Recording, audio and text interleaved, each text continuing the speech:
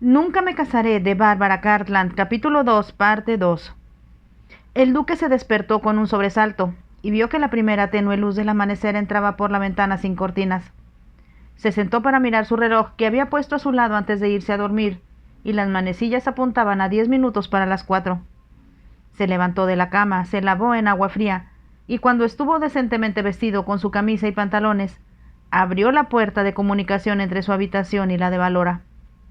Sabía que sería imprudente, ya que el silencio envolvía la posada, hablar. A esta hora, el sonido de una voz, por leve que fuera, llevaría y tal vez despertaría a aquellos que estaban durmiendo más ligeramente de lo que habían hecho más temprano en la noche. Como esperaba, Valora estaba profundamente dormida. Caminó en sus pies con calcetines silenciosamente hacia la cama y pudo ver que sus pestañas estaban oscuras contra sus mejillas.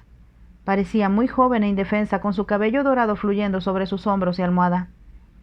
Se quedó mirándola por un momento, antes de extender su mano y tocar muy suavemente su hombro. Ella abrió los ojos de inmediato y, perpleja por el sueño, y tal vez, él pensó, sus sueños, lo miró como si no lo reconociera. «Son casi las 4 en punto», susurró. Ella hizo como si se sentara. «No hables si puedes evitarlo, solo vístete y únete a mí».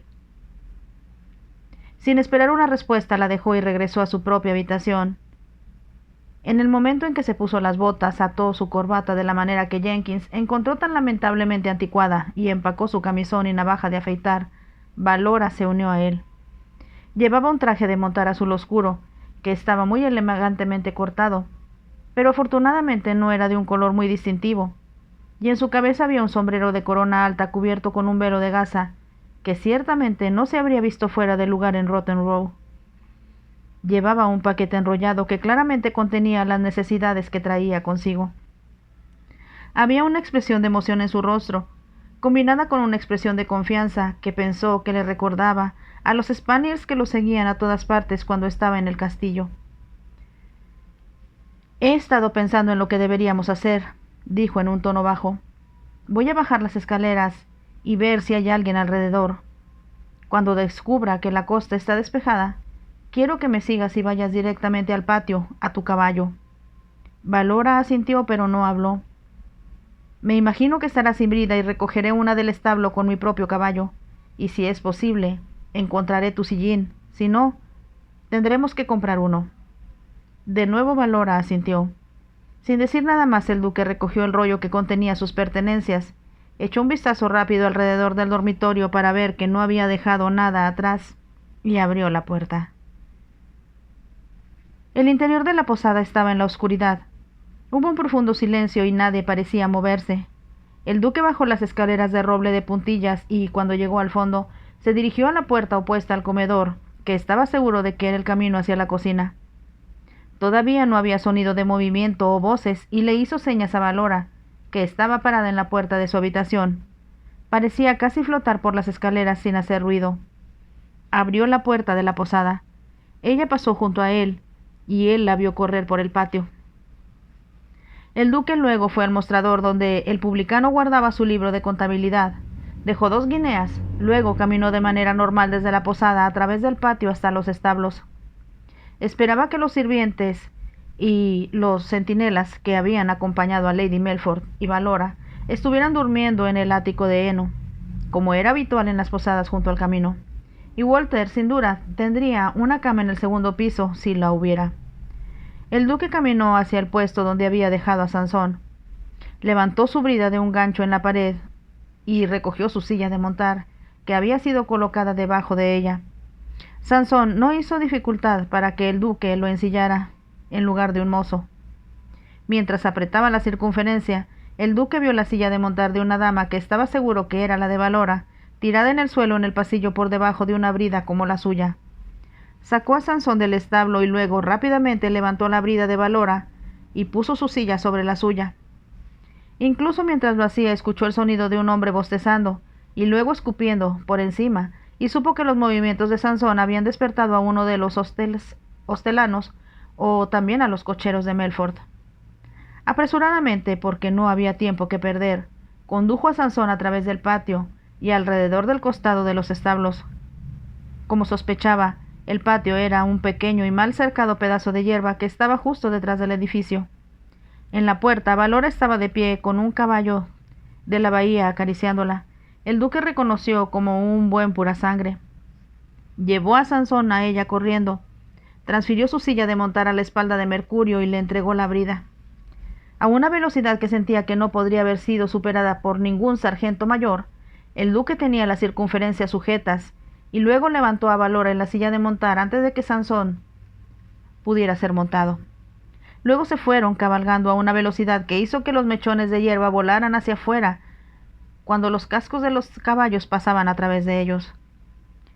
Pasaron algunos momentos antes que Valora exclamara: «¡Lo hemos hecho! ¡Lo hemos hecho! ¿Cómo puedo agradecerle? Nunca podría haber logrado contar o encontrar la silla por mí misma». «Tenemos un largo camino por recorrer», dijo solamente el duque. «Es desafortunado asumir que hemos ganado hasta que hayamos llegado a York». Valora le sonrió y por primera vez notó que tenía un hoyuelo a cada lado de la boca. «Siempre he creído que el primer paso es el más difícil», respondió, «y lo hemos tomado con estilo». Ella habló con una voz que el duque no había escuchado antes, y él respondió: «Por supuesto, seamos optimistas, mas no temerarios». «Tengo la sensación en mis huesos de que llegaremos al abuelo», dijo, «y nada de lo que puedas decir podría deprimirme en este momento».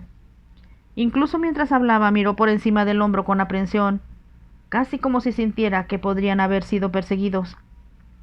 No había nada que ver, excepto la suave niebla del suelo que ocultaba todo menos el techo de la posada de la vista, e incluso eso se estaba desvaneciendo gradualmente en la distancia.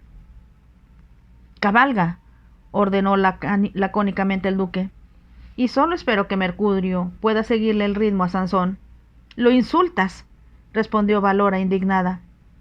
Al mismo tiempo, ella sabía que él estaba hablando con sentido. Ella empujó a Mercurio al galope, y ella y el duque se movieron a un lado del otro mientras la carrera se elevaba sobre el horizonte.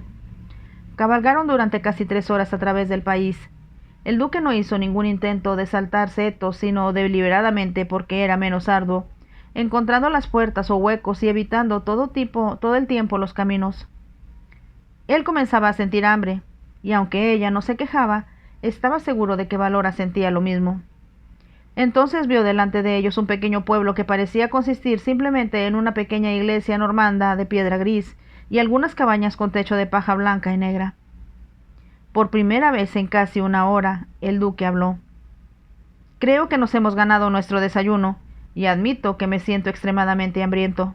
«Yo también», respondió Valora, «pero pensé que podrías considerarlo lejos de ser necesario en un momento tan crucial». «Espero que el momento sea menos crucial de lo que fue», respondió secamente el duque, «y los huevos y el tocino me parecen ahora tan deliciosos como cualquier cosa que un chef superlativo pudiera idear».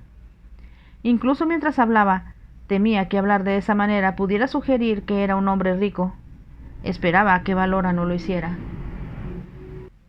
Ella no hizo ningún comentario, pero el duque se dijo a sí mismo que por la forma en que se comportaba, obviamente era ingeniosa y perspicaz, y a menos que deseara que ella sospechara de su identidad, tendría que ser más cuidadoso con lo que decía en el futuro. No se sorprendió cuando estaban sentados afuera de una pequeña posada llamada El Perro y el Pato, después de haber ordenado para el desayuno todo lo que estaba disponible, que Valora dijera: «Sabes mi nombre, pero no me has dicho el tuyo. Difícilmente puedo dirigirme a ti como mi buen samaritano, que de hecho es lo que eres». El duque recordó que eso era lo que había pensado que era, cuando no podía pasar por el otro lado. Pensó rápidamente cómo podía llamarse a sí mismo. Había considerado, cuando emprendió el viaje, tomar el nombre de Freddy. Ahora decidió que Valora podría haber oído hablar de él, ya que el padre de Freddy era miembro del gabinete y su tío estaba en la Cámara de los Lores. Por lo tanto, lo alteró. «Mi nombre es Standon», dijo, «Greville Standon». Usó uno de sus propios nombres cristianos que todos casi habían olvidado, porque sus amigos y parientes lo llamaban Brock. «Greville Standon», Valora repitió. «Es un nombre bonito y te queda bien». El duque sonrió. «Tal como Valora te conviene. ¿Tienes alguna idea de por qué fue elegido?» «Mi madre era muy leída», respondió Valora, y quería darme un nombre que fuera inusual. Papá no estaba interesado porque yo no era un varón.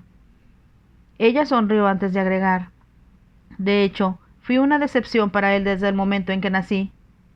Pero a veces me trataba como si fuera un niño, y eso me gustaba. El duque pensó que era difícil pensar en alguien que pareciera menos masculino y más femenino que Valora, pero simplemente preguntó: ¿qué aprendiste en esa capacidad particular? Aprendí a disparar y a nadar, y papá no se opuso a pagar a los maestros que me enseñaron latín y griego. El duque se sorprendió. Ciertamente el tipo de educación que recibe un niño. Eso es lo que disfruté. Así que puedes entender por qué, aparte de cualquier otra razón, nunca desearía casarme con alguien como Sir Mortimer, que no tiene un pensamiento inteligente en su cabeza. Ella habló tan mordazmente que el duque se rió y agregó: la mayoría de los hombres que he conocido son iguales. Su vocabulario está limitado a unos pocos cientos de palabras y no tienen intereses aparte de esperar que el caballo en el que apuesten su dinero llegue primero, y las cartas que tienen en sus manos ganen el truco. El duque se rió de nuevo. Ciertamente nos condenas como sexo. Siento que debería disculparme por ser hombre. Ciertamente fue inteligente la forma en que obtuviste mi silla de montar para mí. Gracias, respondió el duque sarcásticamente.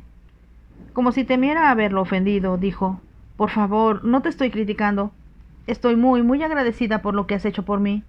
Es solo que, como regla general, encuentro a los hombres estúpidos y poco imaginativos y muy mal educados. Obviamente has conocido a un gran número de especies, respondió el duque burlonamente. Conocí a muchos de los amigos de papá, respondió Valora, y a varios hombres cuando estaba en Londres con mi madrastra, pero ninguno de ellos alteró la opinión que formé cuando mamá y yo discutimos antes de que ella muriera. El duque se sirvió varios huevos más en el plato grande, que se había colocado entre ellos en la áspera mesa de madera. Me imagino que las opiniones de tu madre eran las mismas que las tuyas, comentó. Valora dio un pequeño suspiro. Creo que mamá estaba frustrada y no era muy feliz. Verás, ella nunca fue muy fuerte después de que naciera yo, y se vio obligada a descansar mucho, y sabía que eso aburría a papá, que solía estar lejos mucho tiempo. Había algo en la forma que hablaba que hizo que el duque sospechara que tenía una idea de lo que su padre hacía cuando estaba fuera de casa, pero él simplemente dijo: así que tu madre te animó a usar tu cerebro. Ella dijo que el conocimiento era lo único que nunca me decepcionaría, dijo Valora simplemente. Seguramente porque tienes una gran cantidad de conocimiento, no te hace odiar a los hombres y te impide casarte. Supongo que podría conocer a un profesor que podría encontrar muy interesante, respondió Valora especulativamente. Pero dudo que en estas circunstancias quiera casarse conmigo. Estás llena de sorpresas, comentó el duque. Nunca antes había conocido a una mujer joven que hubiera decidido que no se casaría porque los hombres no eran lo suficientemente inteligentes para ella. ¿Qué pretendes hacer con tu vida? Quiero trabajar en algo útil y, si es posible, mejorar el nivel de la educación de los niños. El duque la miró fijamente. Sin esperar una respuesta, continuó. Seguramente te das cuenta de lo vergonzoso que es que la gran mayoría de las personas en este país no tengan educación en absoluto. Algunas de las grandes fincas tienen escuelas para los hijos de sus empleados, pero la mayoría de los empleadores no quieren que la clase trabajadora tenga cerebro, solo manos con las que puedan trabajar. Ella habló apasionadamente, y al duque le resultó difícil saber qué debía responder. Tenía la idea de que había escuelas en su finca para niños pequeños, pero no estaba seguro. Si los hubiera, ciertamente no las había visitado ni había recibido ningún informe sobre su progreso. Hizo una nota mental de que esto era algo que debía investigar cuando regresara a casa, porque en ese momento pensó que estaba bastante fuera de su profundidad. Se sirvió varias lonchas de un jamón bastante comestible que estaba sobre la mesa, y mientras lo hacía dijo: estoy muy interesado en lo que dices, Valora, pero no debemos demorarnos más de lo estrictamente necesario. Cuanto más al norte estemos antes del anochecer, más seguros estaremos. Sí, por supuesto. Ella dudó un momento y luego comentó: lo siento si te estoy aburriendo con el tema que me interesa. Ha pasado mucho tiempo desde que pude hablar de ello con alguien. Estoy realmente interesado, dijo el duque con firmeza. Y tal vez esta noche durante la cena, cuando no haya prisa, Podré agudizar mi cerebro para discutir algo contigo en igualdad de condiciones.